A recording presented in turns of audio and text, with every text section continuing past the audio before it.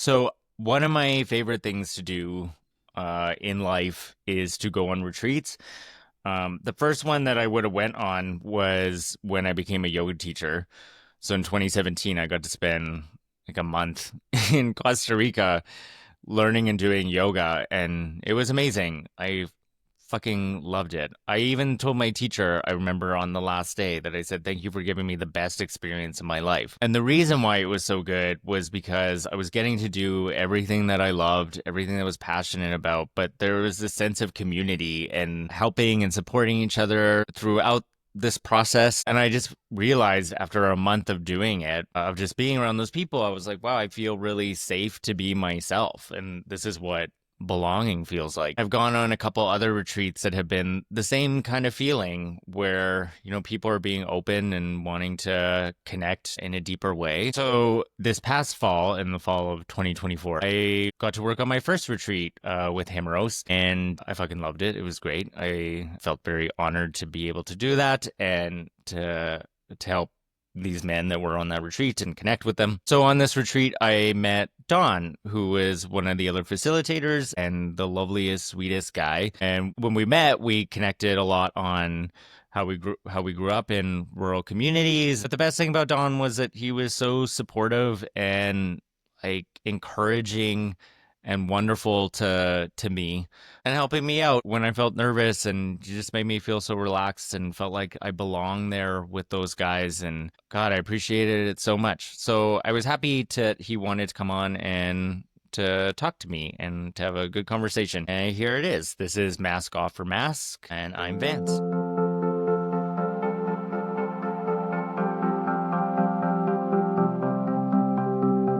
Hey, John. Hey Vance, how's it going?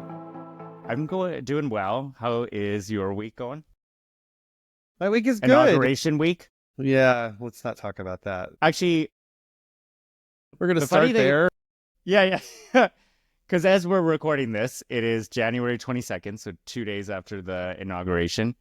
You know what? It was really interesting because like, Monday and Tuesday were pretty rough. I felt really, like, not mentally well. And it felt the exact same way of when election night, when he won a couple days after, and having to, like, it just felt depressing, disappointing, maddening. Oh yeah, all those things.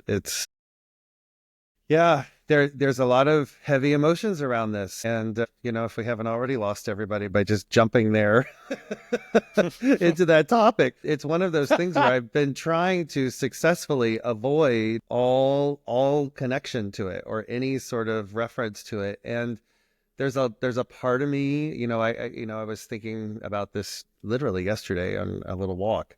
Like I feel a little bit of guilt around that. I'm not being.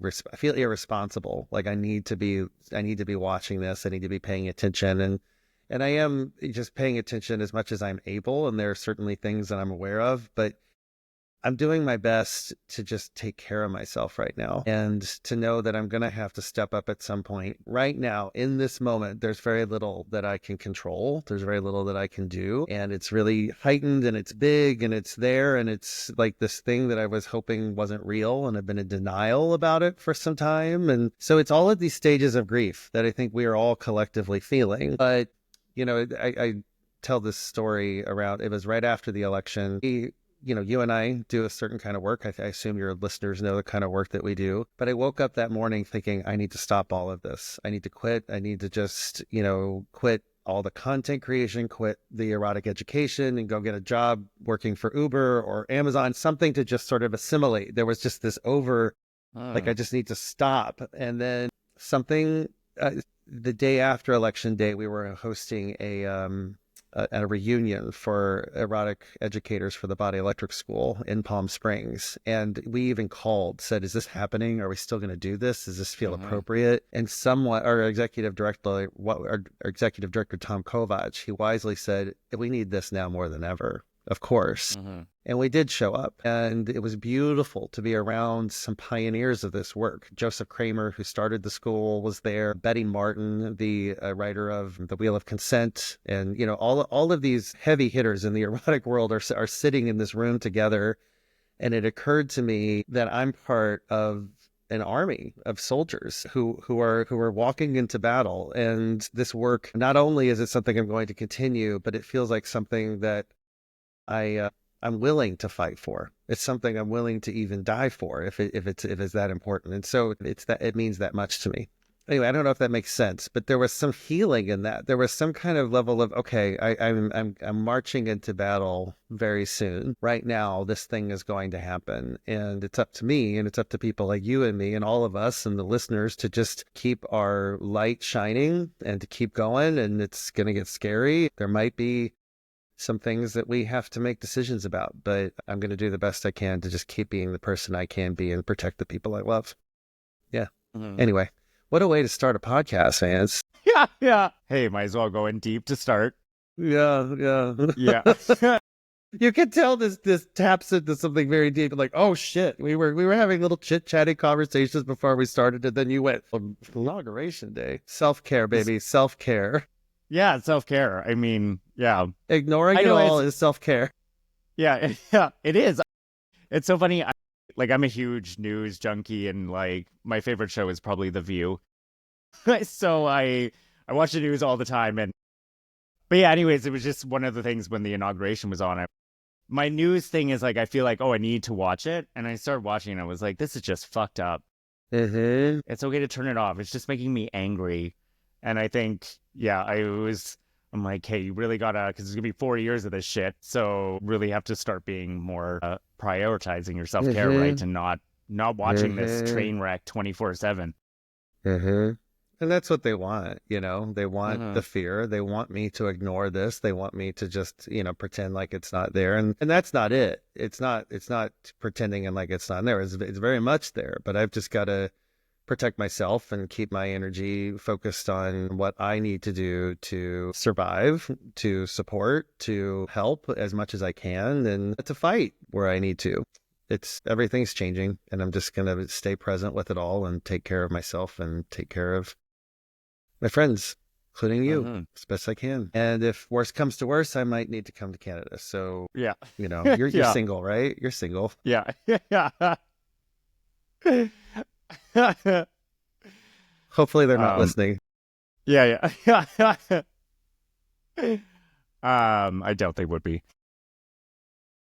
Because Twitter is, the way that I've made the most connection to my paid content, and it's a difficult thing I want to get rid of it. I don't want it anymore. But at the same time, it's where the most people follow me. And so if I did want to get a message out, it's like I need to hang on to that for whatever reason. But the people that I'm suddenly following and the lies and the garbage that just gets sent to me after, this sexy clip of these two guys getting at it, then suddenly it's like this political ad or some kind of like some sort of propaganda that is so scary and so dangerous. So it's like, we're all figuring it out. Like what is the best plan of attack, but just pulling out of that completely doesn't seem like it's doing anybody any good either. So it's, just taking stock, just trying to breathe, stay present with it all. And, you know, Mm-hmm.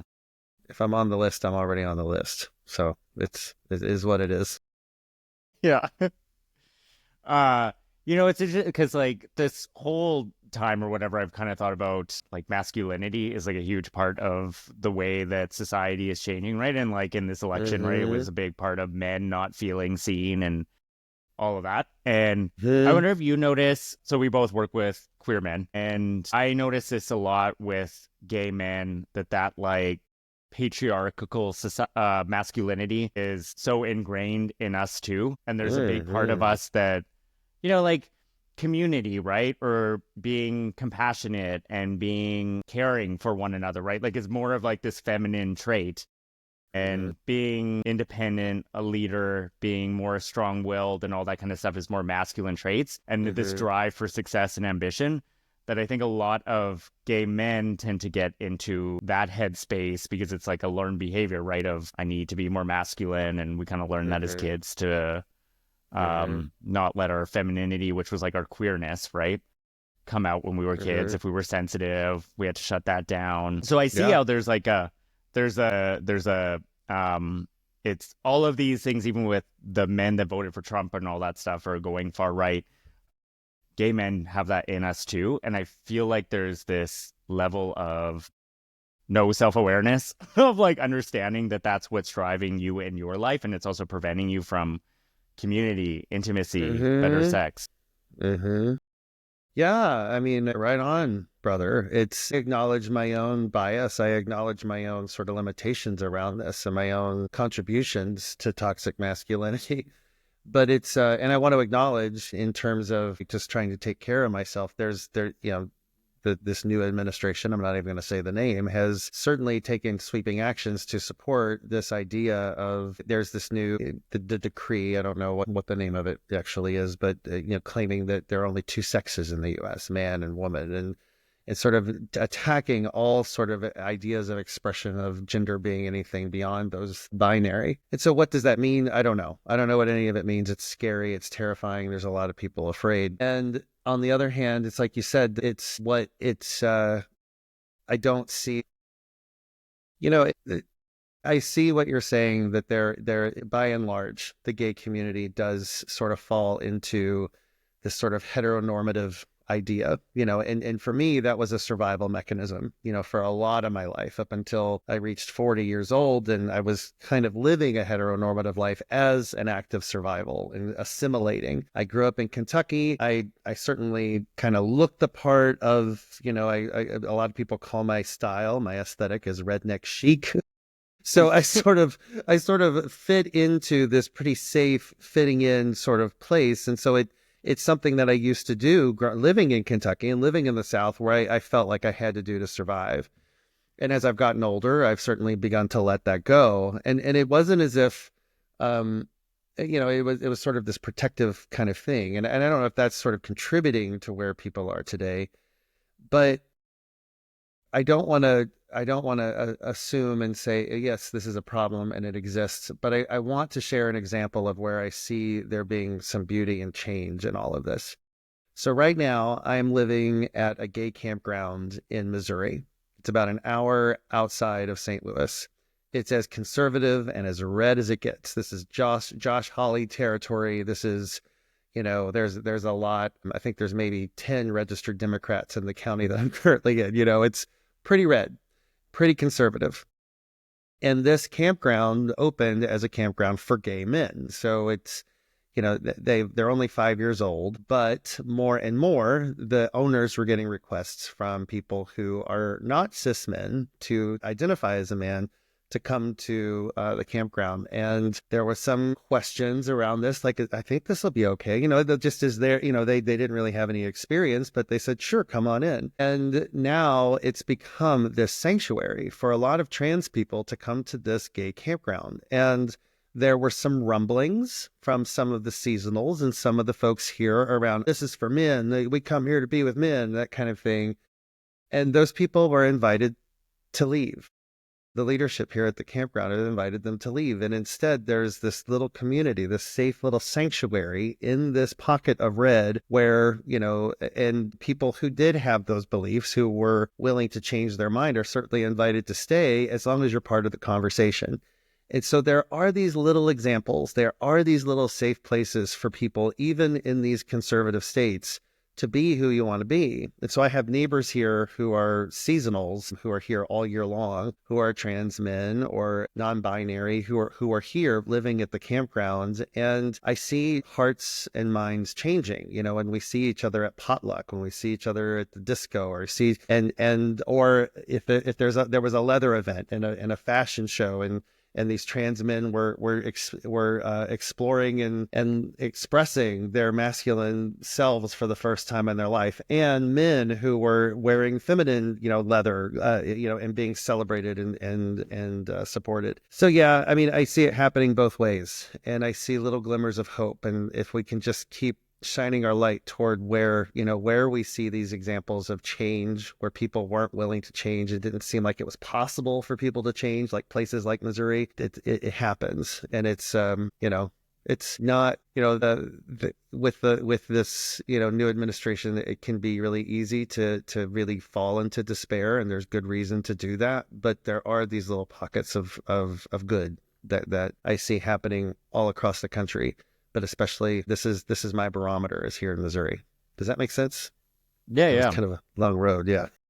But I mean, that's the thing. So, like, I'm Yeah. from rural Saskatchewan, right? And I'm only 35, but 15 years ago, when I was in high school, I think it's changed quite a bit even since then. So, I do think that it's just ignorance of not understanding who people are. I think social media affects it where we're not like talking to each other. Because I even see this in like with friends and stuff where something happens and then you stop talking to each other. And then social media becomes this place of like where you think Hmm. that, like, oh, he liked my photo. So like he still cares or something. And it's like, Hmm.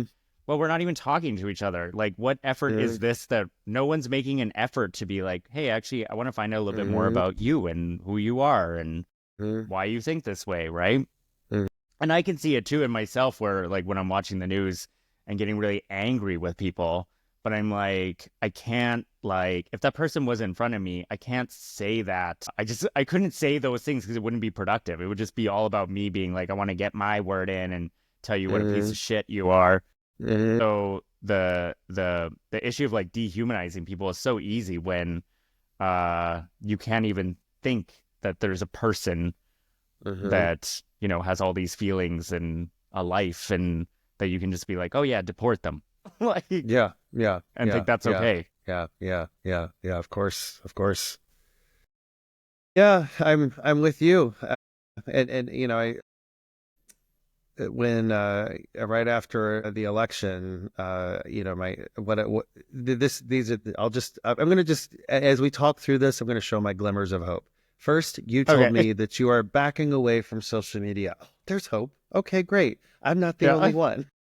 Yeah. And I don't think you're the only one either. And the example of this is like my Twitter following like went down like 7,000 followers. And the reason for that is what I understood is people were leaving Twitter in droves.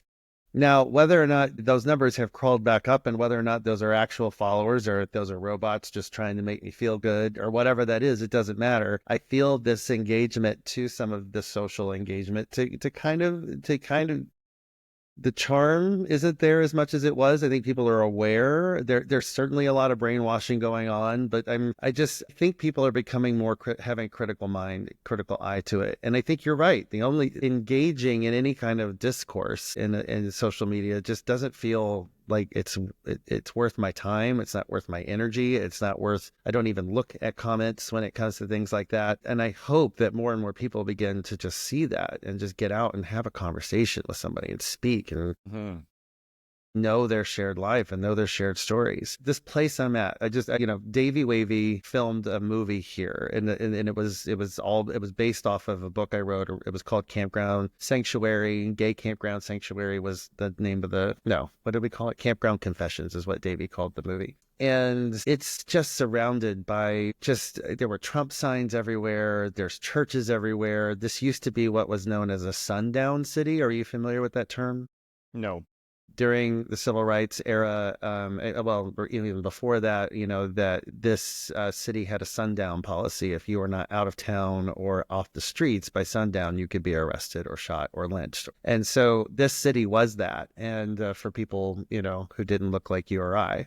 And so it's not really seen as a welcoming city. It's not seen as, a good area to be in at night. And this, if you don't look like you're from the area. And so to have a gay campground plopped right in the middle of here, and the main bank in town is supporting pride efforts and their pride flag that they have made for the bank. People get mad about the commercialization of pride. Hey, I'm all for it, especially Mhm. if it gives a statement like this. And it included the trans pride flag on this local bank so there are these little pockets. There are these pockets of good. And yes, the policies and the trending of our local and national politics it feels very doom and gloom, but I do hope that this brings, the gay community together in a way that we haven't been able to before. It's just the infighting and I've been accused of, being, I don't know. We all just sort of attack each other, and it doesn't seem useful anymore. And I feel like there's an opportunity for us to come together and realize we're on the same side of, I don't know, some level of good, just goodness. Yeah. I did not think we were going to talk about this stuff today. I was not prepared for this, man. Yeah, I think there just has to be a lot of individual reflection and self-awareness that needs to be happening because I think that people really are, I think people want the same things.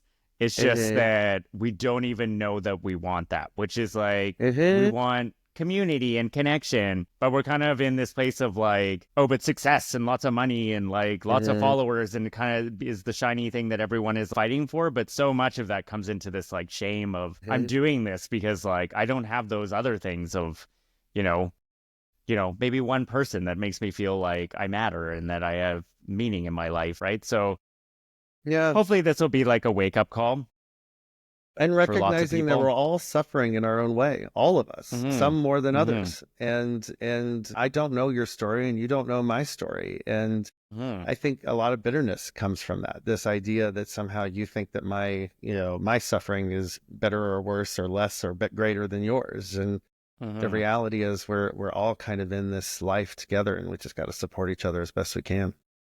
Mm-hmm. It's Yeah. love one another. Yep. But on so for the Himro shoot, I just saw that so was it one big movie or was it a few scenes?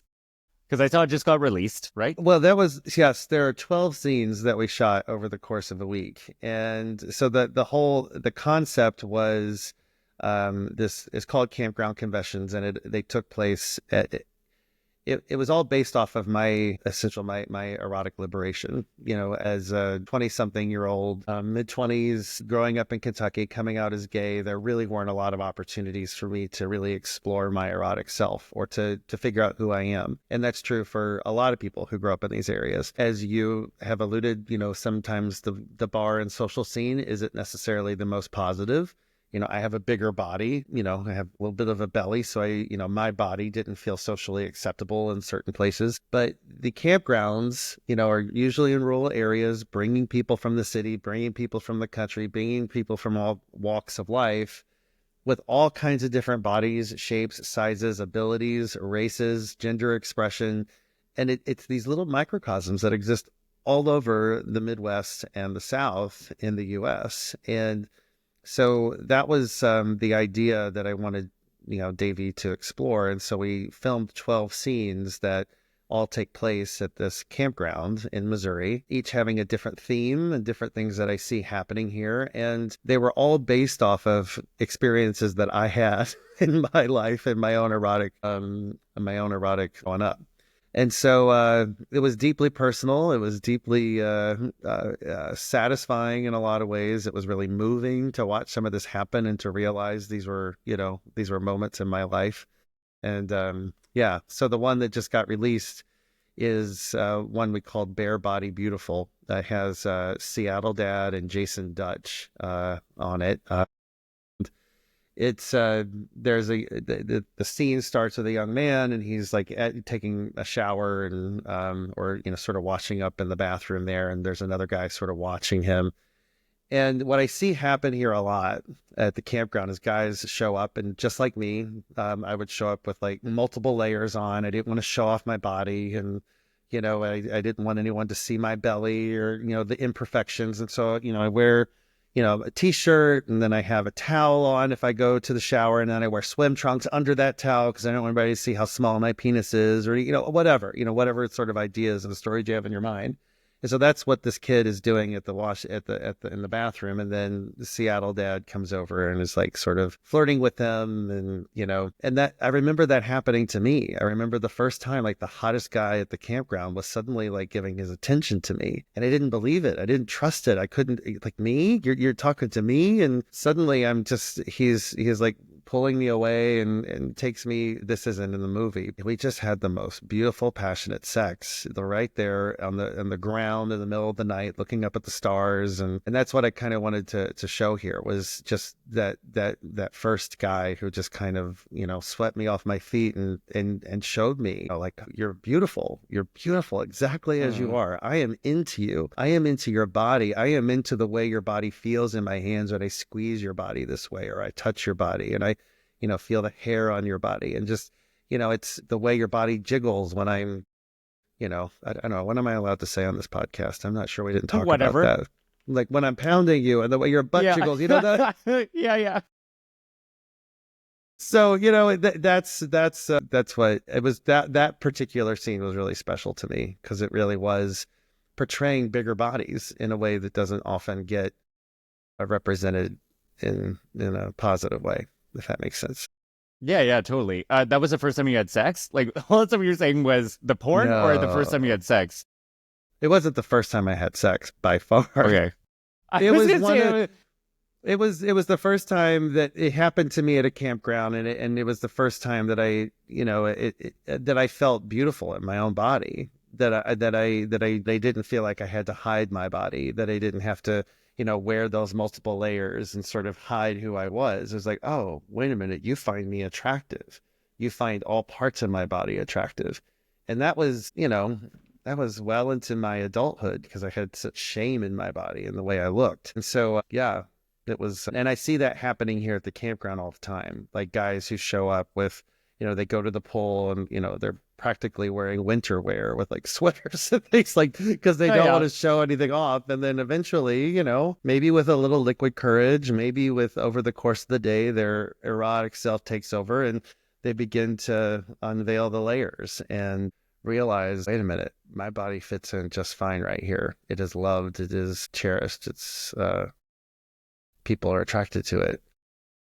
And I also see the same thing happen. Oh, go ahead. Yeah, and I was gonna say, I also like what I always tell clients and stuff. It's like it's the way that you want to feel in your body, right? And so, like, understanding that it's like if you think I'm ugly, and then it's like, okay, well, if that's what you think, that's okay. Just be still, and we're gonna slowly undress, and just notice that feeling, and notice your body's having that reaction, right? But like, just breathe and be okay. Because even like, I think that's the problem with what porn has kind of done to us is that, Mm-hmm. like, even when I watch some porn and I'm like, this is so hot. But I was like, if I was fucking that guy, that wouldn't be my viewpoint. So Mm-hmm. like, I wouldn't be looking at the back of his ass fucking me. I wouldn't even see any Mm-hmm. of that when I'm fucking him. Mm-hmm. So I'm like, Mm-hmm. the Mm-hmm. idea that I'm like, oh, I need a guy to look this way. I'm like, oh, well, that's not true because the way that he can make me feel though Mm-hmm. is something that does matter, and that has nothing to Mm-hmm. do with what the way that we actually look during Yeah. during while Yeah. we're fucking, right? Yeah, that's true.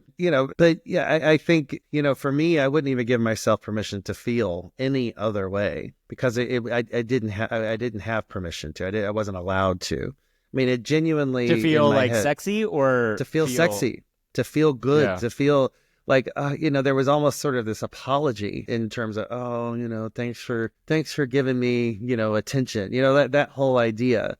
But that moment with that guy, it was like, you want me as badly as I want you. And that was the first time that I could really even allow myself to feel that way, to feel like attractive. That's what that feels like. That's really interesting. Okay. Wow. Yeah, I like your body. And your body looks alarmingly like my body. What? Wait a minute. Why have I been carrying all this crap? Why have I been projecting all of this stuff? Because it's revelatory when people can get to that place. Whether you're working with clients one on one or whether I'm in workshop, I see it happen all the time. And, people who never dreamed they could stand naked in front of another person and to have them look at their body and to stand there and to feel proud and to feel beautiful and to feel sexy, maybe for the first time in their whole life, is huge. And Mhm. so that's what we were trying to portray in that clip, and what I see happen here at the campground all the time. It happens with the guys who are here with all types of bodies, all ages, gender expression. It's huge. It's just one of those things that I love to just sit at the pool on like a Friday, and then by Saturday to just see people just sort of get into their own body. And I also practice a little of what you said, and I try to be that light. I mean, speaking of ways that you can be a light at a pool, at a gay setting, just walk up to somebody and say, hey, you look really good in that swimsuit. That's it. Mhm. I'm not Yeah. trying to get in your pants. I don't want to suck your dick. I don't want to try to fuck you. Maybe if you're open to Yeah. it, but Yeah. Yeah. but Yeah. you look really great. That and just giving people that little boost of confidence, and hey, where did you get those swim trunks? It's not, there's not a lot of requirement to just say, hey, you look good. You look good. I hope you're having a good Yeah. day. You know what I mean? Yeah. Yeah. I hope you're having a good day.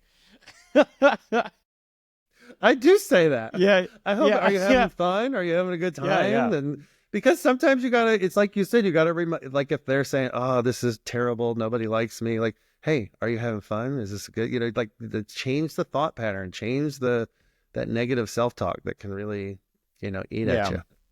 And I think Anyway. we also just need to like feel seen. And but I also notice with the gay community that I'm like, you'll walk into a group, you'll go into a bar or something and see a bunch of people and people are very like avoidant and like coming up to you. And I always made it a thing that like even if it was some guy that I met 7 years ago at some party and he's across the room, I'm like, I should go over Mhm. and say hi and be Yeah. like, because there is a feeling of I feel invisible when people that I know me. And I think there's this shyness and introvert and all that stuff, right? And so it's not Hmm. personal, but it's just about making someone feel seen and being like, oh, hey, I remember you. You were at that thing or whatever. And so, and Hmm. that changes people's like, oh, well, you're really Hmm. nice. And I'm like, I don't know, isn't that just what you do? And Hmm. maybe that's also just like coming from small town because I Yeah. noticed like the difference between like, we say hi to Me like if too. I you're, do the same thing. yeah, Yeah.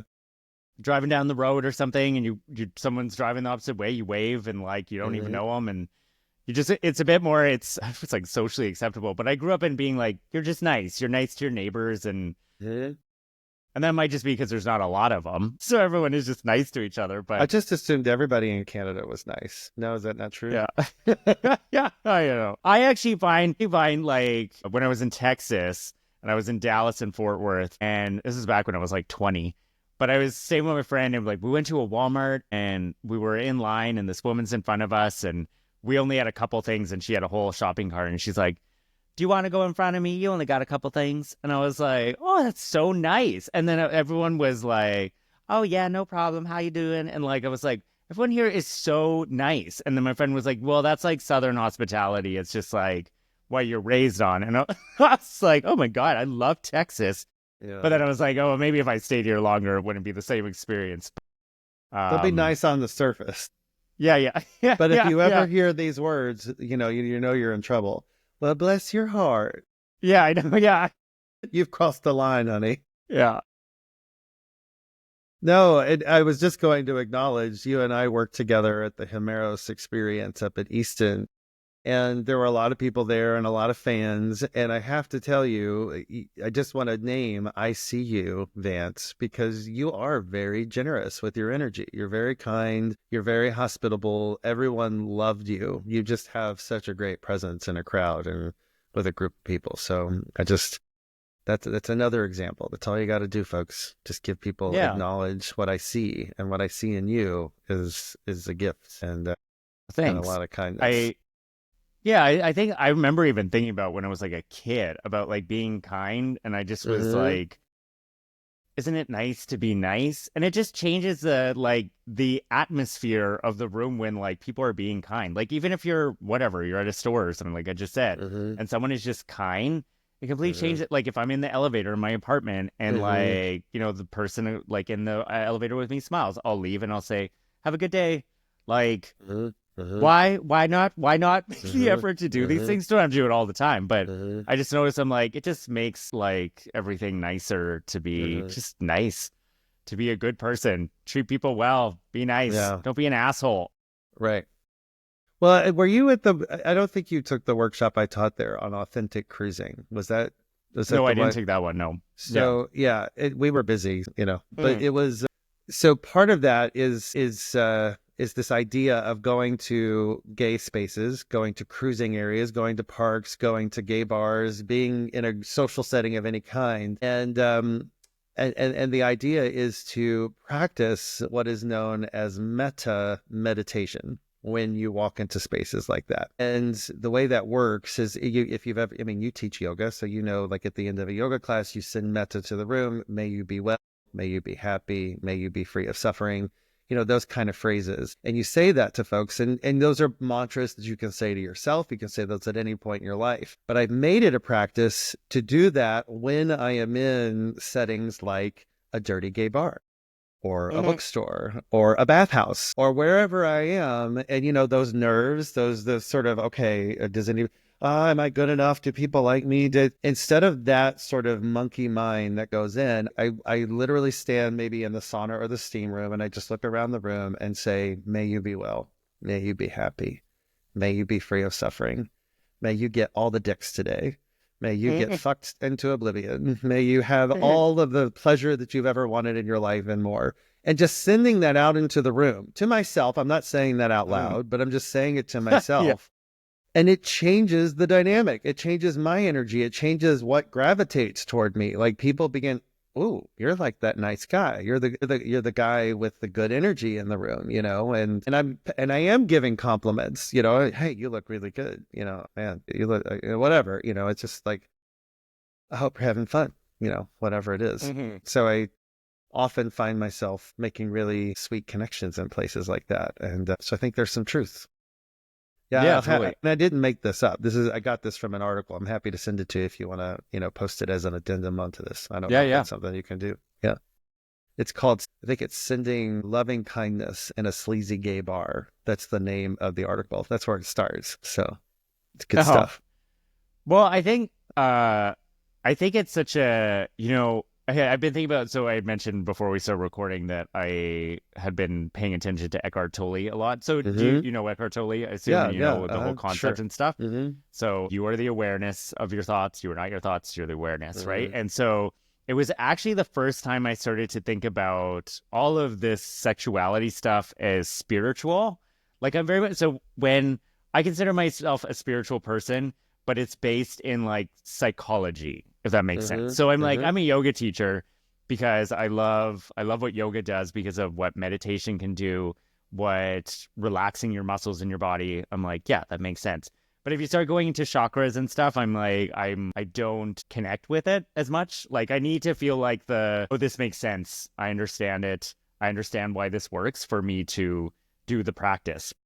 And so I always thought of sex as, I don't know if I thought of, so when people would say like Jason was the Tantra coach on our retreat, Mm-hmm. like, he was talking about sex as a spiritual experience, of which what Tantra is. And then I was like, oh my God, it is. Because when I'm meditating and doing yoga to get to that awareness, there is something that is like, oh my God, that easeful feeling that is like blissful, that feels like, oh, I just feel so sensitive to my entire world or the entire world, whatever, if that's some sort of universe crazy voodoo whatever, but but there is something there. But I was Mm-hmm. like, oh, sex is that practice of letting go of the ego and being in that awareness, because when you're having sex you want to get to that place where you're like just letting go and you're letting your body, you're not thinking like, oh, you know what would be great, it would be great if I grabbed his ass right now. You just do it, like you're just, your bodies Mm-hmm. are synchronizing, doing it, moving towards Mm-hmm. pleasure or being totally present. And so when it comes to like cruising in any type of space, even if it's like Grinder or something, I was like, oh, it could be a spiritual practice because, Mm-hmm. oh my God, your ego is going to come out with all that shit, right? And what you're looking at like on Mm-hmm. Grinder, or even if you're at like a gay bar, is people are usually walking around with their ego forefront, right? And it's Mm-hmm. like being able to say, like, well, that guy's really sexy. I'm going to see if I can get him to notice me. I'm going to see if I can make that eye contact. If I'm going to make this like physical in this space connection, but also not letting that ego come into play if the guy says I'm not interested Mm-hmm. and being like, oh, fuck, I knew I'm so like, Mm-hmm. probably because I'm ugly or I'm not good enough for him. He's too hot Mm, for me and yeah. stuff. And I'm like, well, there's Mm-hmm. your ego coming in. And you have to Mm-hmm. be okay with saying to that ego and being like, I have no idea why he didn't want me. But so I'm Mm-hmm. not going to try to do that. He just didn't Mm-hmm. want me. It's nothing personal. That feels like rejection. I can breathe through Mm-hmm. it and let it pass Mm-hmm. and get better at that because Mm-hmm. I think, and I don't know if this is true, but I do feel like with Grinder and dating apps and stuff, we might be losing the skill of being able to just go up to someone and be like, "Hey, I think you're really cute. Would you want to go out sometime?" Because we're so Might scared be, of the yeah, yeah, yeah, might be losing the yeah, skill. yeah. Oh, We are losing it.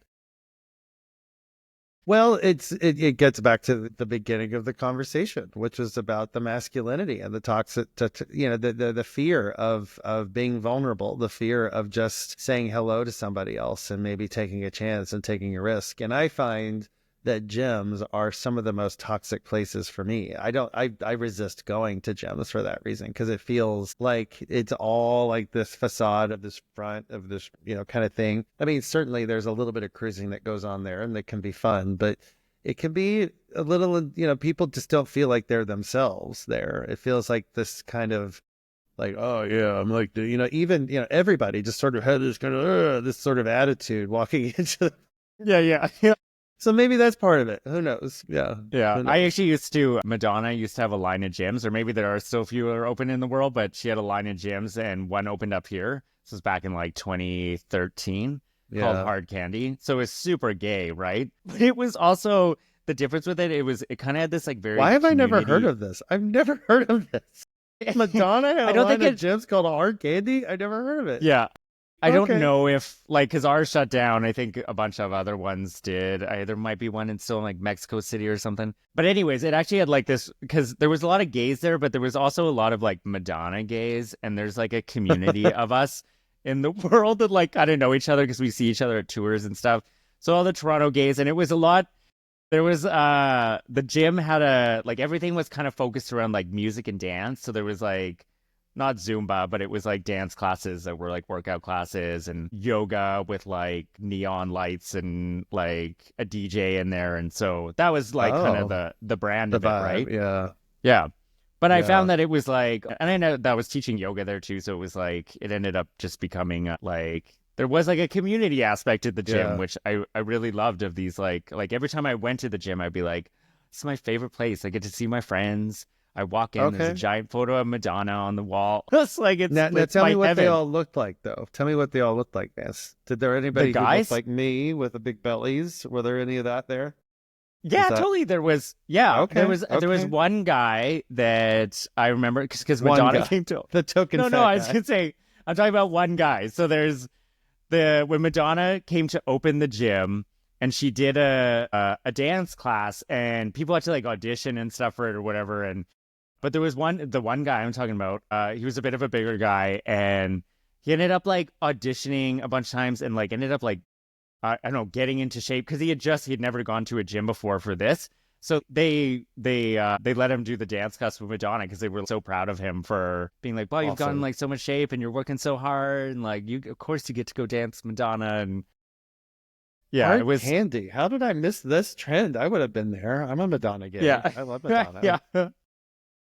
It didn't last though. I mean, because it was kind of like I think you get all the gay men joining and then that's like capping your That's it. membership. Yeah. I'm okay with that. Yeah. Anyway. But yeah, I think to the masculinity thing, and I just the one thing I wish because I don't think there's anything wrong with masculinity and the way that we show off, and it can be sexy and it can be Mhm. hot and all this stuff. I think there's a lot of guys that are just stuck in that and need to learn how to get out of that box of masculinity and like this is what I mean about like getting in touch with your feminine side. It's like our like we think of masculinity as this like big strong thing, like I'm this big strong guy. But then if someone says, "Hey, I need to talk to you. You hurt my feelings," then you run away.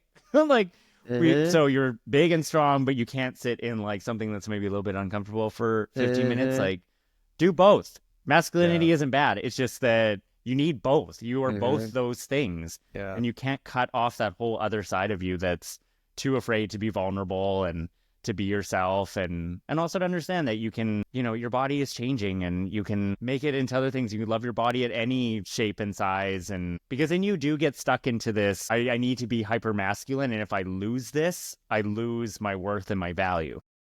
Yeah. I think you nailed it with this idea that people are afraid to be vulnerable. And it's something that I've learned, especially the more and more and more I do this work. My vulnerability and my ability and willingness to be vulnerable is a bit of a superpower. And I imagine it is for you too. That modeling that behavior or modeling that for in a conversation or, this is what I'm feeling and having constructive ways of describing that isn't attacking, that isn't shaming, that isn't tearing anybody down is not easy for most people. And so it's something that I feel like you and it's something that comes naturally, but it doesn't come naturally to, I think, I would imagine, again, I haven't read the studies on this, but I imagine that most people have a difficult time with that. And that's followed me through my professional life. It's followed me through my personal life. And it's the one thing that I notice that I can tap into more easily than others. And I think that's part of our opportunity, is to teach other people to figure it out for themselves. Yeah. Yeah, Yeah. it's funny because even where we came from, like being in rural conservative Mm-hmm. areas, that I'm surprised because I'm like, my parents weren't these like, you know, into open-minded, self-aware, into psychology. Mm-hmm. Like it's just very much like where I'm from, like every man I know either becomes like a plumber, mechanic, or a Mm-hmm. carpenter, and every Mm-hmm. woman becomes like a nurse, a teacher, or she's like a receptionist. Like it was like it's very gender role Traditional. jobs and stuff. And not that my parents were like, you need to be that, but they just didn't, there was no example of like, oh, I could be whatever I want. Like I remember even like I love dancing, and Mm-hmm. the reason why I never went into dance is because I never saw guys dance. So I actually thought that, oh, boys don't dance. Like it's not, there's no dance class for boys because I've never seen it. Period. Yeah. So I never did it, right? At least where we were from, right? Yeah. Yeah.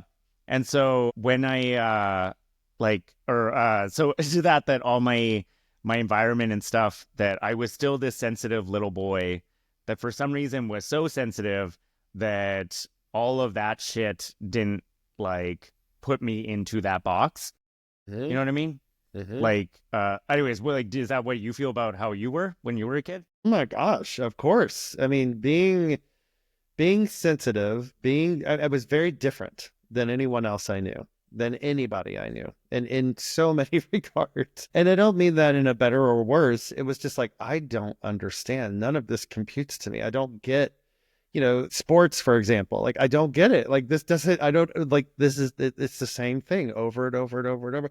Okay. Okay. Got it. Cool. I don't get it. I don't understand this. Or the traditional roles that my mom felt like she had to fall into, or, whatever it was. And I grew up Catholic, I was in a Catholic school, and very Catholic traditions and values. And I will say, it served me well. I mean, it kind of gave me sort of a baseline at that time in my life, but it, obviously, there were some pieces of it that weren't so helpful, and I've learned to manage to move away from that. Anyway, the point being that I have learned over the years to really honor that little boy, that little sensitive boy who was so different than everybody else, who used to, kind of freak out about some things that, I didn't know how to survive. I didn't even know who I was. And that sort of relates to that idea. I wouldn't give myself permission to feel pleasure. I wouldn't give myself permission to have choice at all. I just learned how to survive through complete assimilation, just being the nicest, kindest, friendliest guy I could be, without ever taking, and really kind of not speaking up for things I didn't want to do. I would just sort of go along with whatever was happening. And so, yeah, that was definitely a part of who I was. And I'm spending the most of my adult life sort of unraveling some of that. And I think that's what we all do to a certain extent. And part of that is helping other people, figuring out what is your access point to something beyond what you feel like life has to be, what you feel like life is predestined to be, versus, oh, Mm-hmm. wait a minute, I have a choice. I have a choice to change all of these patterns, to change all of these habits, change the ways that, that the sense of having the right to ask for what I want and to get it. Like, all right, I'm worthy of that. I'm worthy of that. So anyway, not sure if Yeah, that I made was, sense. Yeah, yeah, yeah, totally did. I I kind mean, I of think go in this that's, non-linear sort of direction. I hope that, no, I yeah, mean, I think that's like, when I was like the whole Eckhart Tolle thing is, yeah. that's what I've been thinking about, like, too, and why I can't connect with a lot of people, and even why I probably Hmm. couldn't connect with people when I was younger too. I think the thing that inspires me most about the work I do is helping people find whatever their access point is to this idea of exactly what you said earlier, this idea of the connection to sexuality and spirituality. How do you see it? How do you feel it in your body? How do you know it's there? And for some people, I can't, in some ways, it's something I can't teach. I can't teach you to do that. I can help lead you down the road and help you to find it in yourself and find it in your own body. But my being is helping people find that access point. Where is that door for you where you finally open it and you see, oh, wait a minute, there's a whole other way that I can be, a whole other way I can live, a whole other thing I can learn to expect in myself and with other people and in my pleasure practice. And so, yeah, for that little boy who was so bored in science class, I would have helped to find that access point.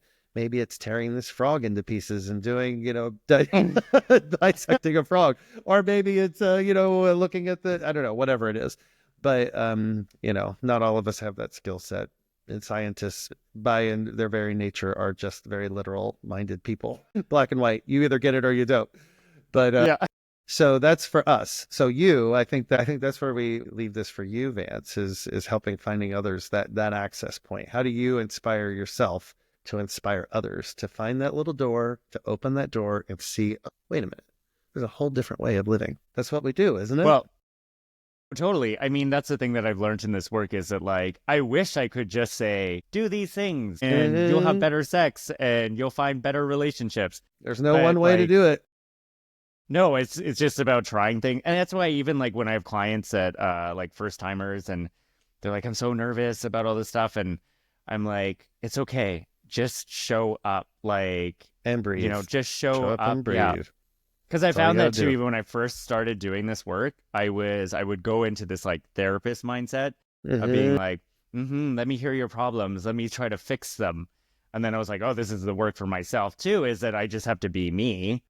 And I found too, it's funny because I would be like, because my work is like very experiential and I'm sure yours is, but with like clients, like I tell clients, I'm like, think about it like you're coming over for a hookup or you're dating me. Think about it like that. Don't think about it like I'm your therapist because it's not that. Yeah. And so for me too, it's like, okay, well, I do the same thing. This person's going to come over to hook up. I just got to keep my boundaries and, and we just do the session through the boundaries of what the work is. But we talk about that first. And then they're like, oh my God, wow, that was so intense. And I was like, yeah, it's because we created this container. And so you can do this again with other people, right? But yeah, I find that it's just like, I just don't say anything. I just do and be myself. And usually I think that's the when most things... important thing is we're teaching people how to show up as their authentic selves. How do you show up as your authentic self, not as the master guru, not as the person who's going to fix all your problem, but you're coming to see me. This is what you get. And how do I offer that to you in a way that's not, it's not me teaching you as much as it is demonstrating how I live and may that reflect upon you in some meaningful, useful way. And that's the thing is like, I'm not, and I'm sure you feel the same way about yourself, is like, I'm not a master guru. I'm just me who has my own issues and shit that I struggle with too when it comes to sex and relationships. And I'm still learning and figuring things out. And I just try to be present and I like look back and I'm like, oh, look at that. Look at that boy who never thought he would have been able to deal with this stuff. Or look at that boy who never thought he would be able to even have sex with men. Right. Or be out. Like, look how far you've come. Yeah, same. So just keep going. And the thing is what's coming to mind is I've recently taught workshops in LA and New York City, and I'm this kid from Kentucky who I'm showing up to Los Angeles. Sadly, the place that I taught at burned to the ground recently due to the fires, but it's such a special place and they're going to rebuild hopefully. But going to LA. And I'm coming like these they're all, I had this vision in my head that everybody in the workshop was going to be just a bunch of Kardashians.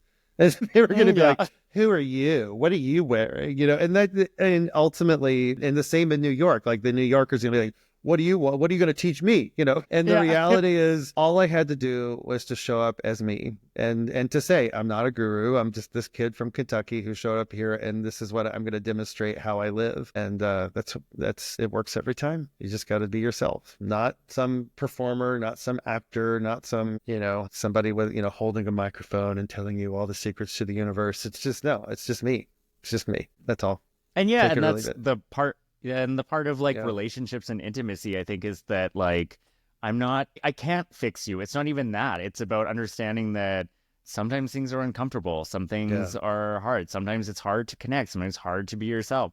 Like it's not this, if I teach you these skills, you'll be like, oh fuck, I'm just an ace at like relationships. It's like, no, it's always going to be up and down, and you just got to be able to be present with all of that and be able to handle the be able to handle when things are a bit uncomfortable, right? It's a lifetime of learning, baby. Mm-hmm. It's never going to stop. I never stop learning. I Yeah. think you're the Yeah. same way. I mean, we both are. Mm-hmm. Yeah. Yeah. It ebbs and flows and changes. But yeah, all I can do is be me. Mm-hmm. Yeah. Right. Well, I'm gonna start to wrap this up. But I want to ask you, what is something you are excited about in your life right now? Gosh, yeah, I met a boy. Oh yeah. Yeah, it's the very first thing that popped in my head. I met a boy, and it's new love, and and here's the crazy thing. This is the first time in a long time. I've known him for about 2 months now, and we have not had sex yet. Mm. And we're long distance, and I haven't seen him in person in a while, and I'm gonna see him in February. So I'm super excited to go on a date. We're gonna have a proper date. We're Mm. gonna go out to dinner. We're gonna, just sort of feel into our energies in person and just slowly build into it and intentionally and lovingly, explore whatever we explore. But it feels really good. It feels really good to love somebody and to be loved in return, and the newness of it all, and making plans and fantasies. So that's what excites Mm. me right now. That, Mm. and I also have a whole slate of other teaching and workshops I'm doing. But as my life coach said to me yesterday, sometimes love it supersedes everything else. And that's how it feels right Mm-hmm. now. It's the Yeah. best. That Yeah. beginning time is always the best. Yeah. But professionally, I am teaching some more all genders work this year. So I'm very excited about that. Mm. Where I'm also recreating Body Electric. I teach for the Body Electric School. So I'm teaching a lot of workshops, but my friend Jojo Bear and I are resurrecting a week-long intensive we call Butt Camp, and it's going to be in Georgia, in Marjorie Taylor Greene territory, by the way. Don't tell her I Mm. said that because she'll probably shut us down.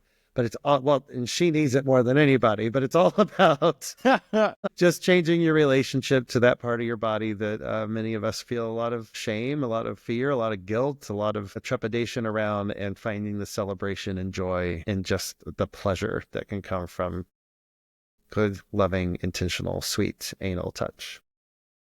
So yeah, Yeah, ass is the best too. yeah. Notice I didn't say penetration, although that will certainly be included.